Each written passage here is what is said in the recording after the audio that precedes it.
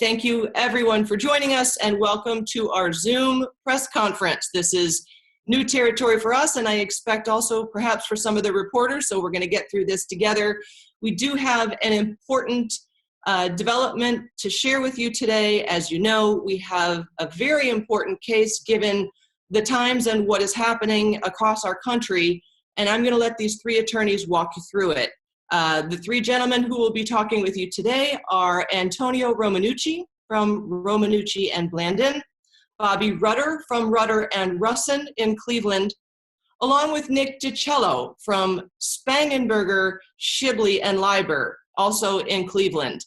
The way they're going to divide this up, Tony will provide the macro as well as details on this Cook County case. Bobby will walk through the intricacies of these business insurance policies, and Nick then will talk about the universe of businesses to which this might apply and what they should do about it. And then we'll open it up to Q&A. And at that time, folks, here's how this is going to go. On your right-hand panel, you should see a little electronic hand. If you have a question, just click on that hand, and I will call you by name so you know you're up. And when you are up, we'll enable your mic, and if you could please introduce yourself by name and media outlet, and then go ahead and take the floor. So with all those ground rules laid, let's start by having Tony Romanucci walk you through the macro and the case. I want to thank my co-counsel, Bobby Rutter and Nick DiCello, for joining us in this presentation today. And as Jen said, this is new territory, and as you can see, I already flubbed in the first couple seconds by not unmuting myself. But I want to take this opportunity to announce the lawsuit that we did file on behalf of Maillard Tavern, which is a local Chicago restaurant. So let me begin by telling you a little bit about what we're in right now, the situation that we're in. And our world is currently under siege by a novel virus that we now know as COVID-19. Although this virus itself is being called novel, the results of it are not. We are now in a pandemic because of the spread of the virus, which we now know to be viruses can turn into pandemics. However, a pandemic is not novel to insurance companies. They collect premiums from customers, and then those insurance companies earn profits when they do not pay out dollars on claims.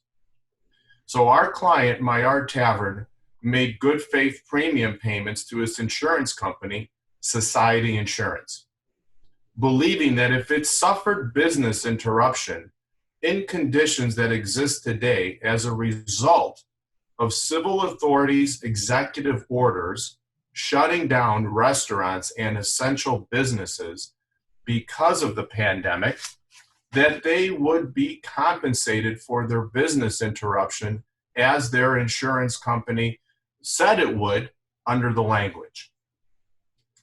Maillard Tavern made a claim. Society Insurance Company denied it, although they accepted the premium payment for it. Instead, the insurance industry as a whole is blanketly refusing to honor business interruption claims.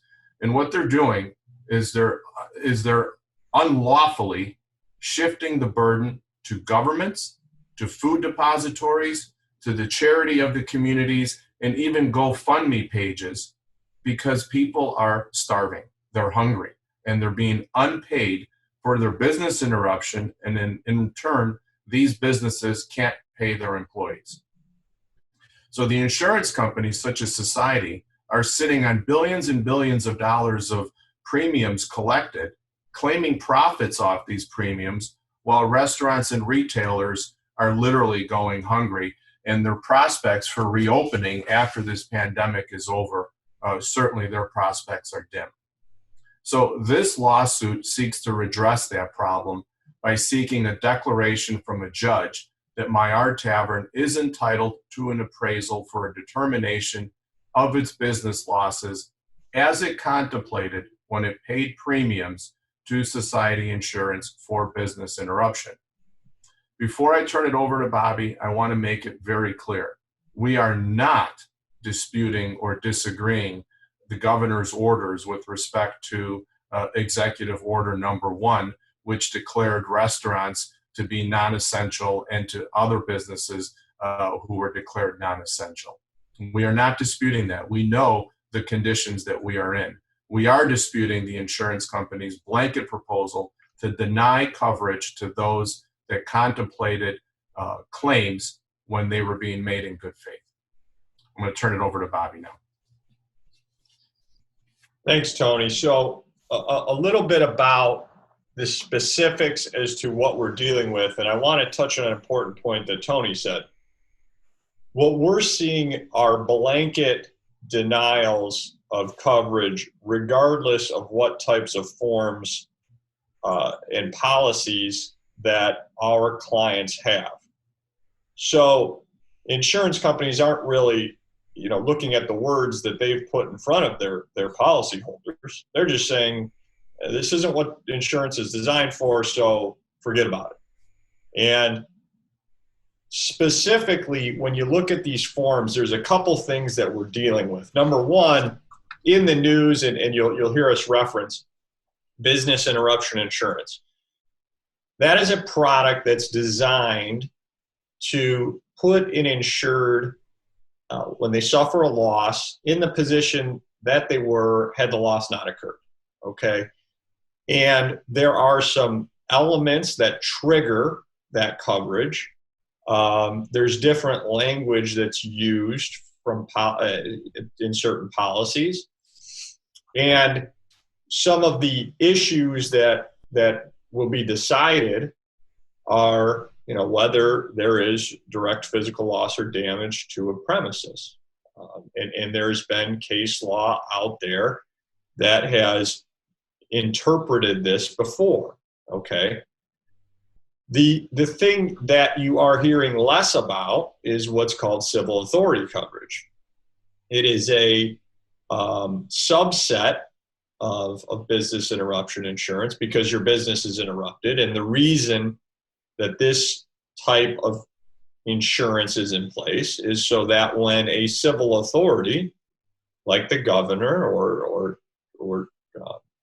could be within a city, depending on the type of loss, when they tell you you can't operate, and here's why, you have suffered an interruption of your business per a civil authority. And that coverage, although it is not for as long as business interruption, is a bit broader and certainly applies to this situation. So those are the types of coverages. There's also certain policyholders that have other endorsements that we've taken a look at.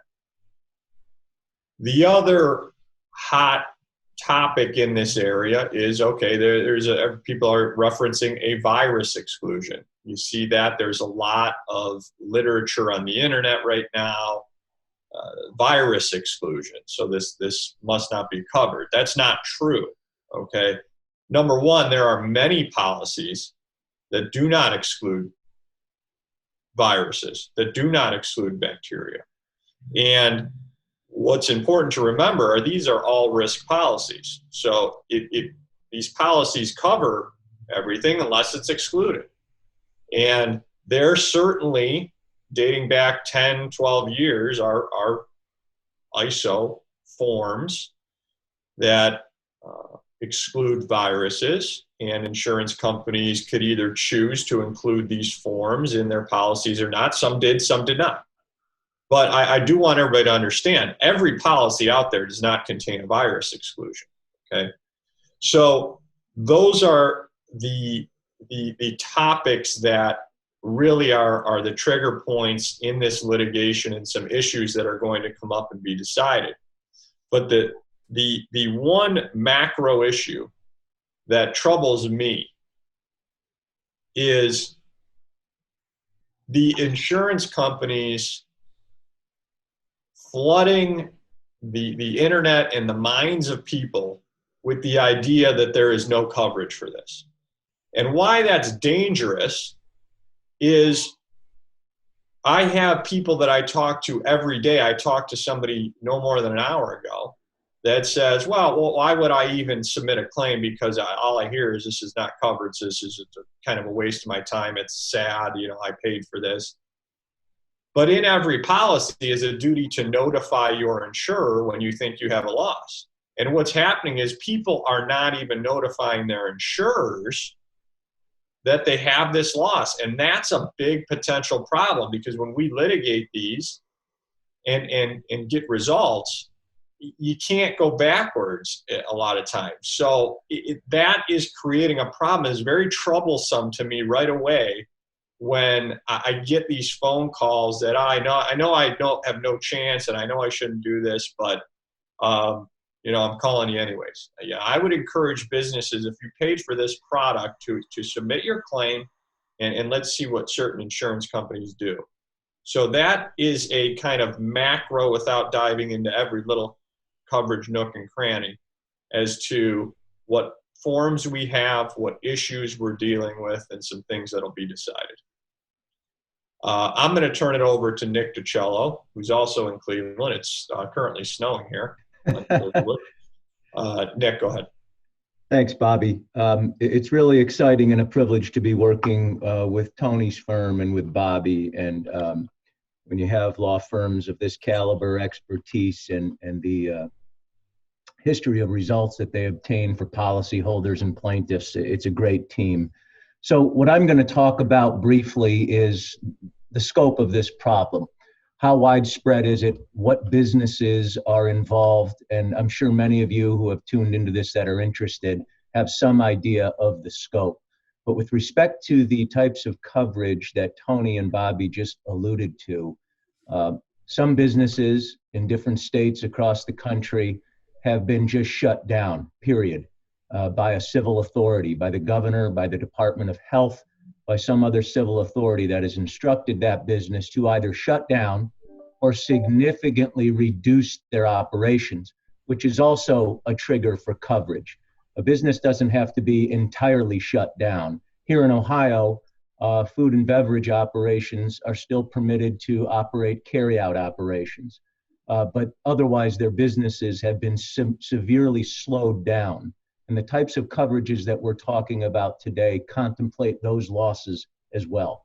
Any of us that knows somebody here in Ohio that is trying to make it on just takeout understands the nature of the loss that these businesses have suffered. But we're talking about businesses primarily in the hospitality industry, the food and beverage industry, retail. All businesses are being affected. Those that are being hit the hardest are the ones that I just recited. We're also talking with a lot of dental practices, which have been shut down unless it's a case of a true dental emergency, non-essential medical practices that have been shut down or otherwise forced to close out of fear of COVID-19 contamination, presence, spread, or just being good citizens, frankly. To prevent the spread of the virus. And again, I'll reiterate Tony's comments. The leadership that has been exemplified in Illinois, in my state of Ohio, has been exemplary. And we trust those officials to do what is necessary to protect everyone. But the losses incurred while we're all doing the right thing are very serious. And so then we look to our insurance policies and our insurance companies to step in when these businesses are interrupted, can't generate revenues, can't pay their employees, and the consequences that ensue that all of us are seeing. The increase in the unemployment claims that are being made is unprecedented. I do want to address, because some of you are probably wondering, well, what about the PPP program? Wasn't that program implemented to help small businesses? The answer is yes, and it's a great program in its own right to the extent it can help folks. But a lot of businesses don't have access to that for reasons I won't go into right now. But for a lot of businesses, that's not going to be a solution and doesn't provide the kind of reimbursement and security that these insurance policies are supposed to be providing in times like this. So that's kind of the scope. There really isn't a business that I've spoken with that I've thought, well, your policy probably isn't even worth reviewing because it's not triggered. Any business that has experienced a significant slowdown or cessation is potentially eligible to recover under one of these policies. A question I get quite often is, what's the pathway forward, Nick? My clients are asking me, what's going to happen? And in these times, trying to predict what's going to happen is more precarious than it's ever been. But we are filing lawsuits in several states around the country under coverage forms that we believe we can prove establish a right to insurance benefits under these circumstances. Cases are being filed across the country. People ask me a lot, is this a class action, Nick? There probably will be some class actions filed. Our group is filing on behalf of individual clients under their individual policies, as Tony said, seeking a declaration from the court as a matter of law that this policy entitles our client to coverage. And then we can pursue with, well, what is the amount of damages? That's a separate issue that we address. But the importance of filing good cases with good lawyers, coverage lawyers who understand these issues, is once some legal rulings start getting issued around the country, that's going to dictate how other policyholders or other insurance companies with very similar language are going to treat this problem. So as we start getting rulings in different states and different jurisdictions, these cases may filter up through the Court of Appeals.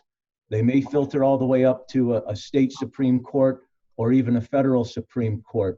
But these are by and large issues of state law. And so it's really important to have coverage lawyers at the front of these cases, litigating these cases.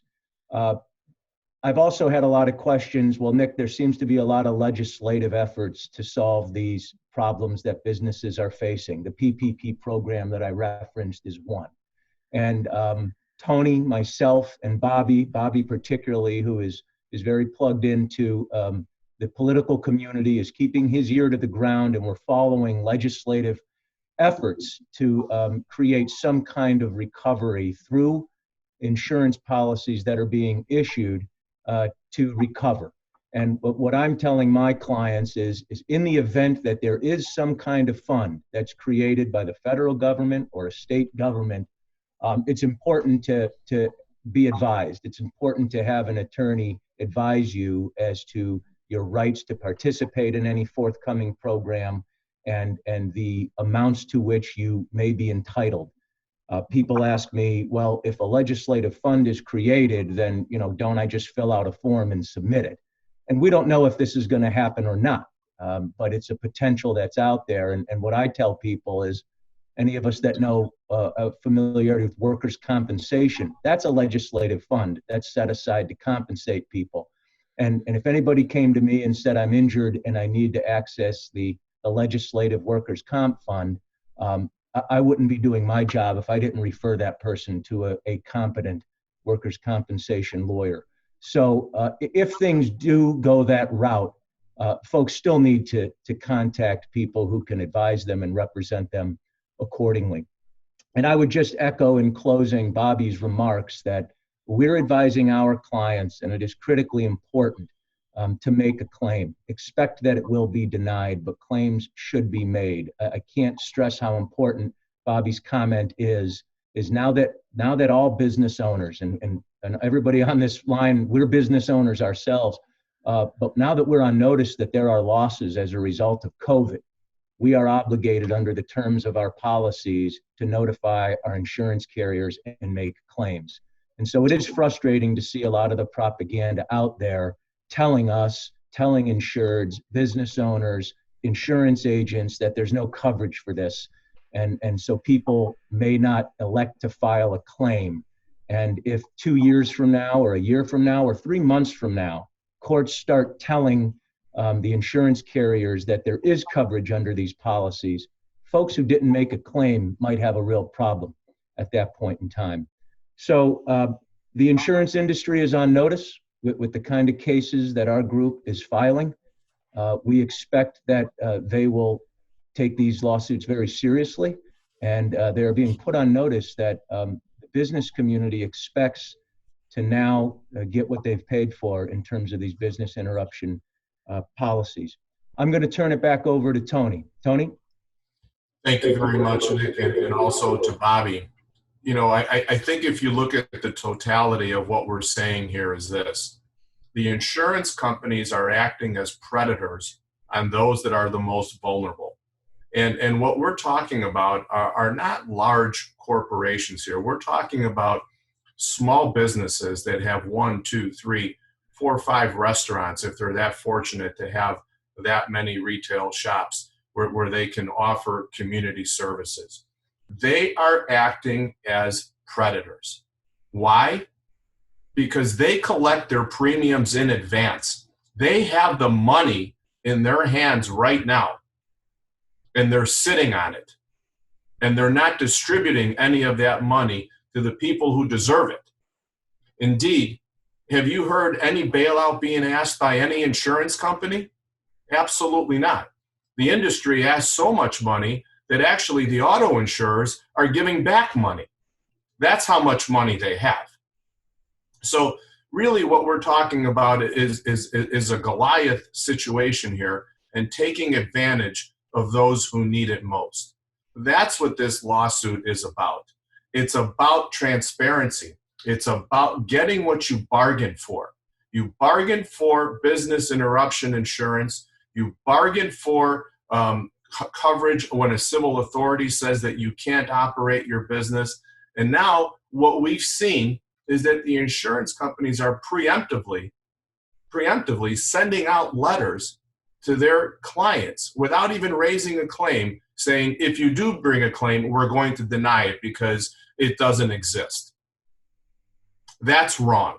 And that's what we aim to put a stop at here. You know, when you consider the fact that these restaurants have to literally squander, they have to try, as was mentioned earlier, to try and make it on takeout. Some restaurants I hear now are offering grocery services. They're selling ham and cheese by the pound. Can you imagine restaurants trying to survive by selling the products that they sell to us? It won't happen. They can never survive.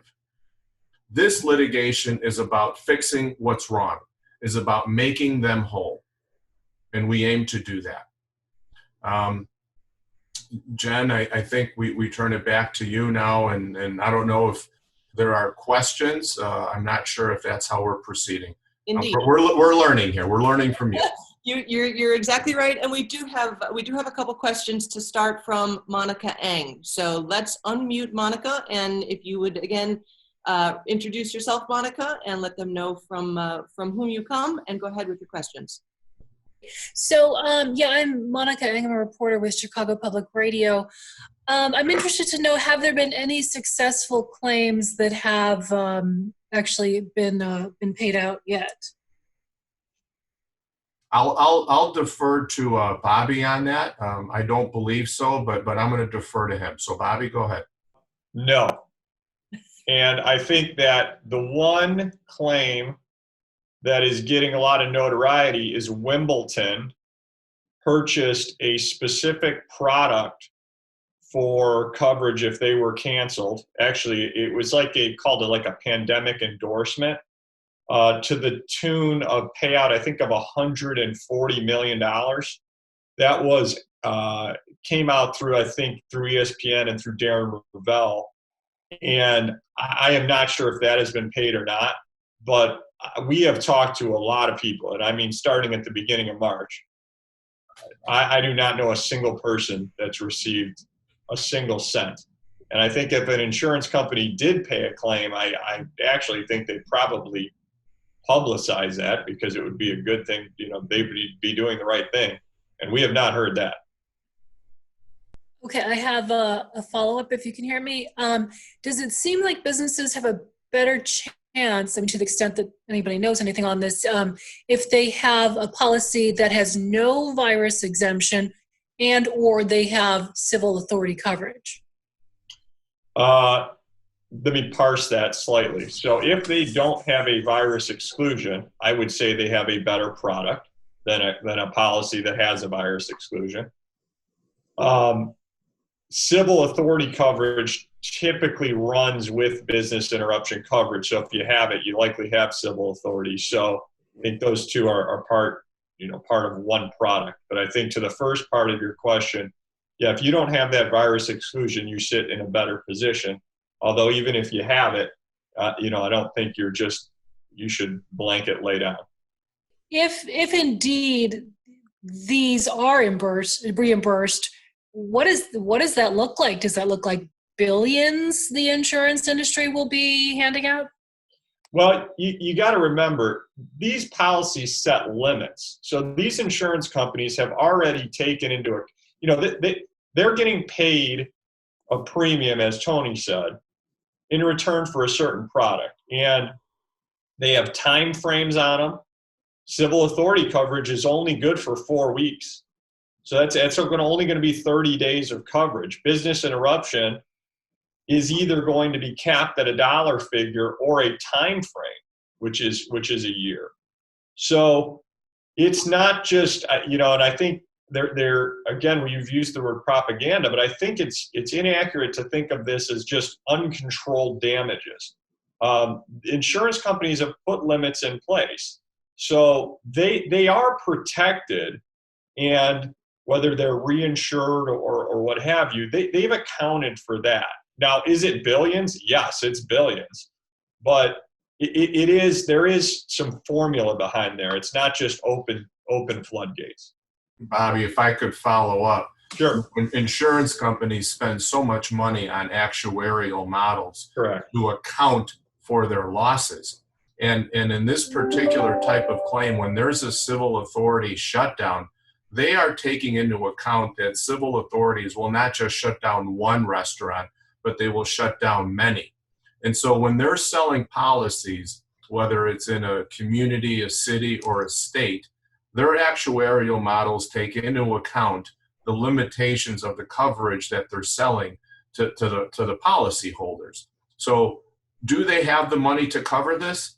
Yes. Should they be covering this? Yes. Will they be covering this? That's what we hope a judge will say yes to also. Okay, thank you all. The next question I will be reading, they're coming from Michael Tarm with the Associated Press. He's sending a note that he's on chat without audio. The question is this, you mentioned this issue, but did this restaurant's insurance policy specifically rule out coverage for shutdowns of the business due to a pandemic?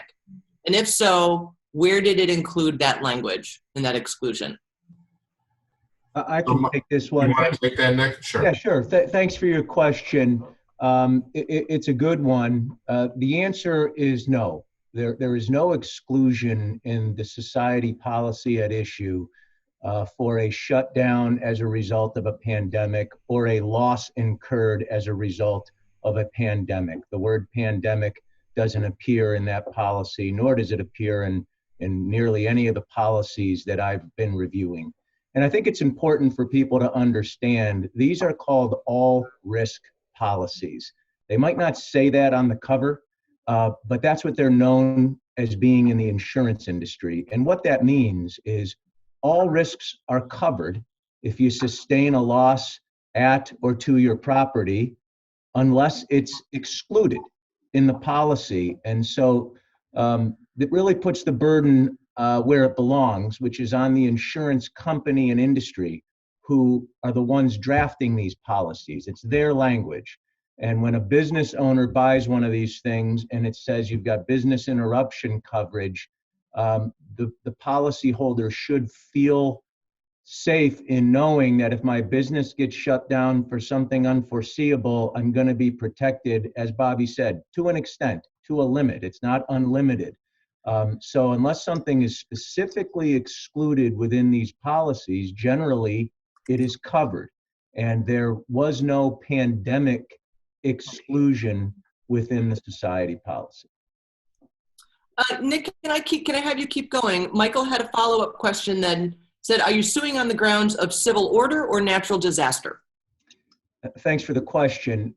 I wouldn't use the phraseology natural disaster. That invokes some other concepts that I don't think are particularly at issue. Acts of God or natural disasters. You think hurricanes or tornadoes, and there's plenty of coverage issues on those kind of cases. that we don't have to talk about today, but the law is well developed on when you think of things like Hurricane Katrina and BP oil spill and those kind of things. But the complaint filed in Chicago by our group seeks coverage under any and all provisions of the policy, which is typically how these disputes are dealt with. Once you go to court, we're looking to evaluate and understand, get a ruling from the court as to the full measure of coverage to which a policyholder is entitled under a contract. And a policyholder under any given set of circumstances can be entitled to different portions of coverage. They might be entitled to coverage under multiple different provisions. So we think the facts and the circumstances as this restaurant, this particular individual business finds itself in, warrants coverage under the civil authority coverage provision in part, but also pursuant to the terms of the policy under the general insuring provision for business interruption, which, as Bobby indicated, is generally stated to be a direct physical loss to or of property. Some courts and some lawyers would interpret that to mean the loss of use of property, the diminution in value of physical property. And so whether the presence of COVID-19 in, at, on, or around your business, and we all know it's ubiquitous, these particles are ubiquitous. Our leaders and public health officials are instructing us, assume COVID is everywhere because it is. So there's really two types of coverage that the lawsuit is seeking. It's seeking civil authority coverage benefits under the policy, but it's also seeking benefits under the general provision of business interruption up to 12 months, or there's other terms and other policies for direct physical loss and damage to property. Thank you. We have two more questions in the queue. I want to make sure that Mark and Peter, you both know that I see you. We're going to go to Peter first from Capital News, Illinois. So let's unmute Peter Hancock, and Mark, you'll be up next. Okay, thanks. First of all, I'm in Springfield. I'm downstate, and I'm not familiar with this tavern. Can you spell the name of it or send me a copy of the complaint? Happy to. I think Jen can do that for you, Peter. No problem. Okay. Next question is, have you been in touch with the State Department of Insurance to try and get enforcement administratively? No, we have not been in touch with the state of Illinois yet with respect to any enforcement issue. We don't feel that this is a state issue. This is a private action between two private parties, a private insurance company and a private business. So we don't think that the state yet has any jurisdiction or any standing to intervene until we're otherwise told. Okay, and finally, I'm sure you're aware of a letter that several insurance groups sent to Congress on April 2nd, in which they said this, that their policies were not priced to take in a global or even a 50-state disaster like this, and that they don't have the money in reserves. This would cost about over $300 billion a month.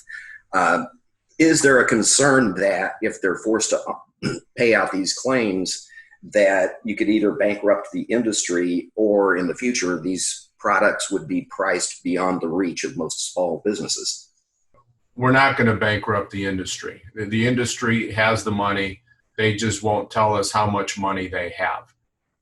They wrote this policy with their attorneys. They understood the provisions of the policy if there was indeed a pandemic. That's why some insurance policies exclude for pandemics. So for them to say that they didn't know, I think is false information. I don't know any insurance company that sells policies in all 50 states. That would be very unusual. And secondly, if there is an issue of not having enough reserves, I think they can make a claim with the federal government, and our federal government should be looking to assist the insurance companies just like they're assisting all of the many other industries that have requested bailouts or assistance in the form of either loans or grants. Right, thank you. Bobby, do you have anything to add? No, I think you covered it very, very well. You know, Mark, I have one thing to add. It's a good question. It's obviously a question I get quite a bit from reporters who are reporting on this. I'm not an actuarial. I don't sit on the board of an insurance company. I've been litigating against insurance companies my entire career. My law firm's been doing it for 75 plus years. Big cases, small cases, and everything in between on a national scale down to a small personal plaintiff in your county courthouse. But I would say this, this is not unprecedented. These types of events have happened in the past. And if the burden of failure is to be placed anywhere in these policies, may some smaller insurance companies not survive this? I think that's possible. I don't know the answer. Will the insurance industry get wiped out as a whole and we won't have insurance anymore? That's highly, highly unlikely. I don't think that is a responsible statement to be made. But where should the burden lie? Because I can tell you my clients are going under. They're going out of business at an alarming rate. So when the insurance company throws out this kind of blanket statement and writes letters to the president, I think it was in response to the president's statement that a lot of my clients really resonated with. At times he has the ability to resonate with people he's speaking to. And my clients are saying the same thing that the president said. I bought this coverage. My business is interrupted. It's time to collect for what I've been paying for. But when we talk about the risk of failure of a business, you have to evaluate what's the risk on the other side. If these coverages are denied and the insurance companies get to hold on to their profits and hold on to all their premiums, then their customers will go under and they'll bear the risk of that. So that's a two-way street. Whenever somebody asks that question, it's important to think of the other side. And as an attorney, I would tell you the industry that drafts these policies and puts their actuaries to work, they're the ones at risk of having to pay out if they haven't formulated the policy language the right way, or they haven't evaluated their risk, or the risk came home to roost. Thank you, gentlemen. Let's turn it over to Chicago Daily Law Bulletin editor Mark Karlinski. Thank you so much, guys. Hope everyone's doing well. Hey, Mark. I've got two questions. One sort of relating to what Nick was talking about before, and it was sort of about how the complaint is written in terms of these particles being property damage. It's the way I looked at it, like if it was referring to things like radioactive fallout landing on desks and pots and pans, obviously there would be, that they're permanent damage, but what's to stop an insurance company from coming in and saying that this is property damage that can essentially be rectified by Clorox wipes? Is that going to be an issue in terms of that avenue? Obviously, you've explained that there's multiple approaches to this with the civil closures and all that, but in terms of framing an airborne disease that has a shelf life as property damage, is there any sort of pitfall or risk with that, or is there a precedent for how that's been used before? Yeah, thanks for the question, Mark. I mean, you're really hitting the nail on the head. You are cutting to the fundamental legal issue that is going to be litigated across the country, and other cases will bear on that. But we don't have any precedent of, well, this is what these policies mean specifically when you have a viral outbreak of the magnitude and scope we're having right now. So this will be a new area of the law, but under the existing policy language, the question is, and again, these policies are to be construed in favor of coverage. So if there's some ambiguity in these policies, to this extent, it's supposed to be construed in favor of the policyholder and against the carrier who drafted it. But whether or not the deposit of COVID-19 viral particles in, on, or around your property results in the loss of that property or the physical damage to that property, there's case law out there, and we will argue that the answer is emphatically yes. Go ask any of my clients whether they have physically lost their property. They'll tell you yes. 95% of it is shut down. They can't use it.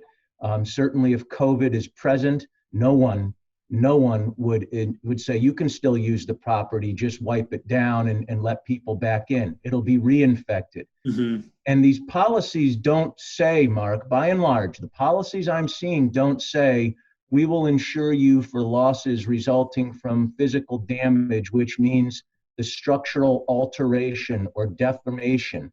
They don't say that, and they could have, because we can all imagine situations, and the case law has spoken to this, where you can have a physical loss of property without the physical property itself being structurally altered.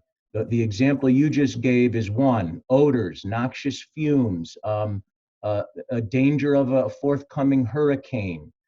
There's all kinds of cases out there. Nearby wildfires, which emit smoke and ash, which you have to evacuate your premises. These are all losses that fall within business interruption. So you're very astute to identify one of the singular legal issues that will be a fulcrum point in this litigation, and we believe the language strongly supports our interpretation. Thank you. And then the second question is more of a logistical thing of how this will work under the current system and delays in the court. Looking at the copy of the complaint emailed my way, and this is, I get just a preliminary stamp, but it looks like the hearing date assigned to the case isn't until August 13th. The court is only hearing emergency motions for the time being, and obviously that August is 4 mortgage payments away for some of these clients and businesses. Are these the types of cases that the Chancery Department is likely to hear ahead of time, or what kind of measures can be taken to make sure that these are heard quickly and in time to actually save these businesses? So maybe I can lead off with that, Mark. This is Tony Romanucci. I'm looking at the same complaint, and obviously I saw that date when we received a file stamp copy of it back. It says, August 13th, 2020 at 10 a.m. in room 2403. And you're right, it's 4 months away. And what that is 120 days, which is consistent with the general order that was issued on April 3rd and amended just 2 days ago. It's a long period of time, and it's a lot of time for these people to wait. So whether or not we're going to be able to get any sort of injunctive relief earlier, I think that's a decision that we need to make collaboratively and decide whether it's appropriate to do. That would be an avenue. I mean, that is an equitable relief that we can seek if there is a business that's in imminent danger of shutting down because they can't make their next mortgage payment or their payroll, or they are going to close down. And so when you say collaboratively, does that mean it would be something where you'd have to work with the insurance companies to get this quicker, or it would just require a subsequent following to say this is absolutely critical that it's heard now? Yeah, no, when I'm talking collaboratively, I'm talking about the team on this call right now. Oh, okay. I don't think any insurance company would agree to pay forward any of the premiums that they've collected to their policy holder. If it would be a first for me. Maybe for somebody else it might not, but it would be a first for me. And Mark, following up on that, we strategically as a group are very aware of exactly what you just said, and it's the bleed out effect. And therefore, when you look at that complaint, we did not file a claim for bad faith right now. We did not even file a claim for damages. We're looking for a declaration as to what the duties and rights are underneath the policy. We're ready to roll. We can brief this and let's argue it.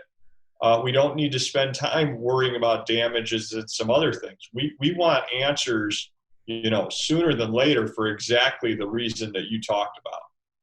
And I just want to add that this doesn't stop the insurance companies from other Supreme Court rule deadlines in answering or otherwise pleading to the complaint.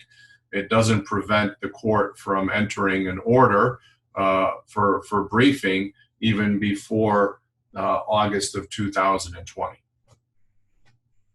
And gentlemen, I've got a related question. Michael Tarm from the AP sent another note. that reads, I've heard of concerns that a tsunami of lawsuits like this and others are linked to coronavirus shutdowns and will create a logjam in courts already facing a backlog. Is this a concern? Might multiple lawsuits be bundled into one or several cases? I can take that. My firm, all of us on the call at some point in our career have had plenty of experience, mine in particular, with the mass tort structure on a statewide or national basis. My partner is liaison counsel in the national opiate litigation. And 4 or 5 years ago, if you had told me that there'd be a lawsuit with every single county and every single municipality in the entire country, most hospital systems, pharmacy retailers, drug manufacturers, drug distributors, I would have said something like that is not possible. The court system probably can't handle that. Well, that case is consolidated across the street from me right now. And there's a lot of work going on, but it's being handled. It's impressive at how efficient that it's being handled.